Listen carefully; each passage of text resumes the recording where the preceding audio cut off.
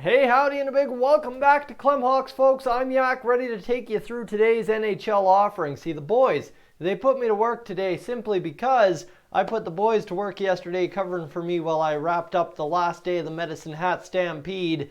And my goodness, I had a great time, and now here we are talking NHL rumors once again.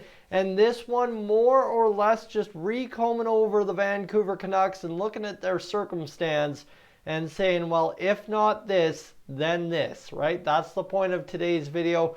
Don't shoot the messenger because there really isn't any source on this one. It's just an overarching look at the Canucks rumors and kind of what's translated with them over the past little bit here, I guess past season.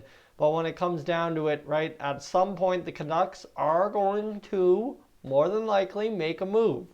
How that move shakes out is the interesting part and key topic today. So, if you're new to the channel, what I want you to do in the next 5 to 10 minutes is take that time to consider hitting the subscribe button as we talk about Conor Garland and JT Miller. Two guys, $300,000 in salary apart, that are very key pieces to the Vancouver Canucks. Now, the question being here is obviously everybody and their dog has been able to make views this summer off of JT Miller here, JT Miller there, JT Miller's going to the moon. Like somebody could do that and they'd get 2,500 views. And this video, I mean, I don't know what this video is going to do. Trust me, I have no clue. Hopefully it does well. That's kind of the point of doing it. But there for a while, prior to that, when JT Miller quieted down, it was everybody saying, Conor Garland to the moon kind of deal, right? Going anywhere. But you know what? Then all of a sudden that quieted down because JT Miller started ramping up again due to his UFA status next season, due to there being a lack of talks with the Canucks or whatever the case may be. JT Miller came back into the spotlight, and Conor Garland to some degree was the odd man forgotten again in Canucks rumors. Now, this is where I'm pitching you. This is where I'm saying I'm doing a little bit of the digging here and just saying, well, if not Miller, then are we going to subject back to Garland at any point heavily like we were at a time? And that's kind of one of the things that I'm really good at doing here on YouTube, is trying to get out in front of the discussion before it happens. If you watch me on Dolany TV, I had Patrick Kane to the Oilers long before Patrick Kane to the Oilers was actually a thing, simply because I could notice, hey, look at this, it makes sense. Let's talk about it and we'll see what happens. And bang, just like that on a drop of the hat, by the end of the weekend, I had 10K views and Patrick Kane was rumored to be going to the Oilers at some point over the next season here. So, same thing with Conor Garland. Is JT Miller still strongly in the spotlight? Any blockbuster involving the Vancouver Canucks still rotates through the name of JT Miller. However, with Conor Garland, who's getting paid $4.95 over the next 4 seasons, the Vancouver Canucks have a very coveted 26-year-old trade chip there as well. And you got to remember that contract was signed by Jim Benning back on July 27th, 2021. A guy who has played 3 seasons with the Arizona Coyotes and just put up his career year with the Vancouver Canucks, 52 points in 77 games played for the Canucks, almost a 20-goal scorer for the first time in his career. So you look at that, right? There's a lot to like there. And you look at the Canucks structure too. So, right, like there's a lot that you can really like about Conor Garland. But the cap situation for the Vancouver Canucks, projected cap space, they are over by 2.7. And you've got Pettersson at 7.3.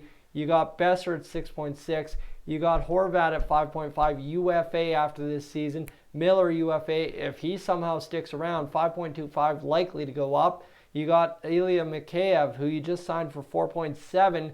You got Tanner Pearson at 3.2. You got Jason Dickinson at 2.6. A couple other guys at $1 million, and that's where you sit. But on your blue line, you got 3 guys over $6 million in Quinn Hughes, Oliver Ekman-Larsson, and Tyler Myers. And then you got Travis Dermott at 1.5. And oh, by the way, you've also got Thatcher Demko at $5 million. So for the Canucks, they got a lot going on. And Michael Furlan's on injured reserve right now, the long-term injured reserve. So yes, technically they have $1 million in cap space, but At the same rate, they got Tucker Poolman on the injured reserve still. He should be back sometime soon. Niels Hoglander's in there. There's a ton of guys that the Canucks still have to find a way to work in at some point into training camp.